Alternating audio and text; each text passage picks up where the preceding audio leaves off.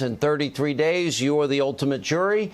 The host of Life, Liberty, Levin. Sunday nights, 8 p.m., #1 show, by the way, all across cable, in his slot and more, and the best-selling author of Unfreedom of the Press, nationally syndicated radio host. I call him the Great One, Mark Levin. Mark, I'm just guessing you probably have a lot to say tonight about all of these topics. You know, Sean, first of all, if you go back and you watch the debate between Biden and Paul Ryan, you will see that Biden pulled the same stunt. He's a brawler. He interrupted Ryan over and over and over again, and the media loved it. Ryan got his butt kicked. Nice guy, technical guy, and Biden did exactly the same thing with the weird facial motions and the laughing and the interrupting and the name call. Did exactly the same thing. And if you go back and look at the beginning of the debate, you'll also see it was Biden who threw the first punch and interrupted the president repeatedly. But the president's not Paul Ryan, and he wasn't going to put up with it. And he had to make a decision. Am I going to get rolled or am I going to take him on? But that's not what I want to talk about. They keep asking the president of the United States, which is outrageous, if he'll denounce white supremacy. He's done it 20 times. But I want to honestly speak to the American people and go over the head of the media tonight. And I want you to ask this question. Is Joe Biden still a white supremacist? That's right. Is he still a bigot? And I'm going to use Joe Biden's own language that any moderator, any debate moderator can find, because it took me 40 minutes to dig all this up. 1975, October 12th, quote, Joe Biden. And he said this to the Philadelphia Inquirer. I think the Democratic Party could stand a liberal George Wallace, someone who's not afraid to stand up and offend people, someone who wouldn't pander, but would say what the American people know in their gut is right. And he says that also. He's referring to Alabama's notorious George Wallace. Also 1975, Joe Biden, quote, I think the concept of busing, that we're going to integrate people so that they all have the same access and they learn to grow up with one another and all the rest, is a rejection of the whole movement of black pride, is a rejection of the entire black awareness concept, where black is beautiful, black culture should be studied, and the cultural awareness and the importance of their own identity. If that doesn't come close to promoting segregation or opposing integration, 1975, I don't know what does. 1977, from the New York Times, Joe Biden, old comments. He says that non-orderly racial integration policies would cause his children to grow up in a racial jungle. He then says, unless we do something about this, my children are going to grow up in a jungle. The jungle being a racial jungle with tensions having built so high that it's going to explode at some point. Joe Biden, 1977, old letters that he wrote to a racist Southern senator, James Eastland, who was as racist and bigoted as they get, a segregationist Democrat from Mississippi. Quote, 1977, I want you to know that I very much appreciate your help during this week's committee meeting in attempting to bring my anti-busing legislation to a vote.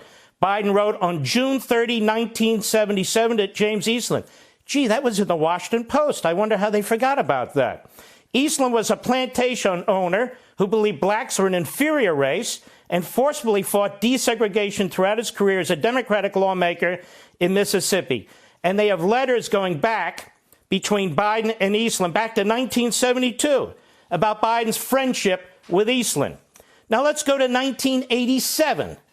During a 1987 fundraising trip across the South for his unsuccessful 1988 presidential bid, Biden sought to appeal to white voters, telling audiences that he had received an award from George Wallace in 1973, that the segregationists had lauded him as, quote, one of the outstanding young politicians of America. Joe Biden. 1988. Also, 1988, on the floor of the United States Senate, Biden praised segregationist John Stennis, a racist segregationist from Mississippi, as a, quote, man of character. He even said that of Stennis, who opposed Brown versus Board of Education was something called the Southern Manifesto. This was a racist manifesto a lot of these Democrat Southerners had signed on to. In fact, Biden even bragged about Stennis gifting him with the table on which the Southern Manifesto was signed.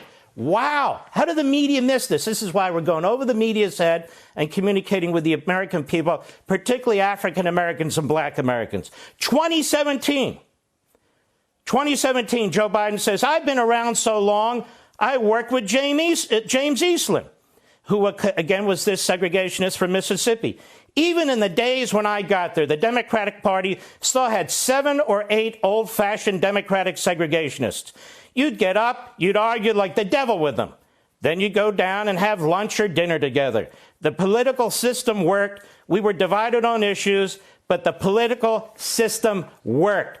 That's Biden.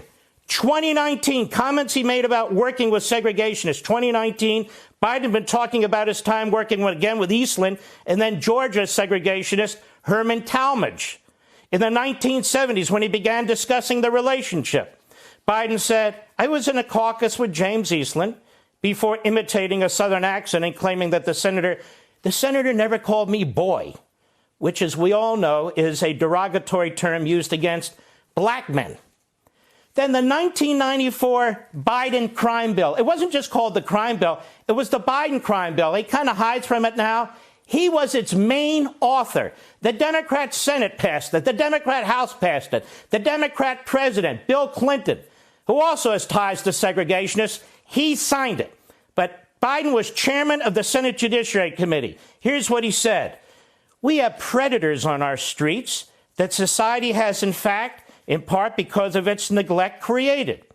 He said in the speech on the floor of the House, Biden described a cadre of young people, tens of thousands of them, born out of wedlock without parents, without supervision, without any structure, without any conscious developing, because they literally have not been socialized. They literally have not had an opportunity. He said, we should focus on them now, because if we don't, they will, or a portion of them, will become the predators 15 years from now. Now, who do you think he's talking about? Biden's 1993 predator remarks were similar to comments made by Hillary Clinton in 1996, where she warned of super predators who had no conscience, no empathy, and who need to be brought to heel. 2010, oh man, how is it that he escapes scrutiny for his bigoted, racist past? Comments coming out of his big mouth.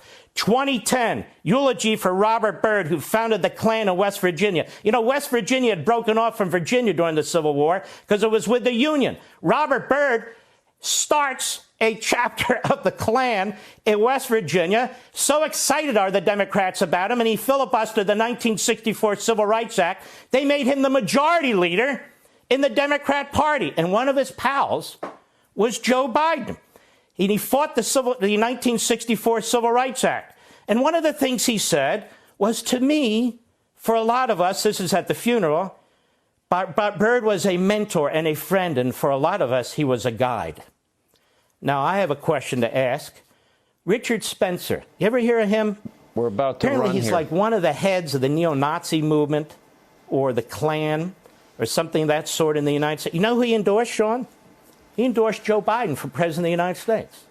You know, when our president, Donald Trump, was asked about David Duke, he denounced David Duke. They gave it, David Duke endorsed you. What do you think about that? He denounced it over and over and over again in 2016. Richard Spencer is bigger than David Duke in the crackpot, subhuman, white supremacist movement. And Biden's not asked once what he thinks about that. Now, I want to move on. Mark, from African Americans. Mark, you have 30 seconds. Okay, all right. Mark. Well, let me just end with this question. Joe Biden, are you still a white supremacist? Are you still a bigot? Are you exactly what Kamala Harris called you? I think in many ways you still are. In many ways you still are, because all you do is you yell at the president, you call him a liar, and you dare to call him a racist? You are a disaster. That's why they hide you in the basement.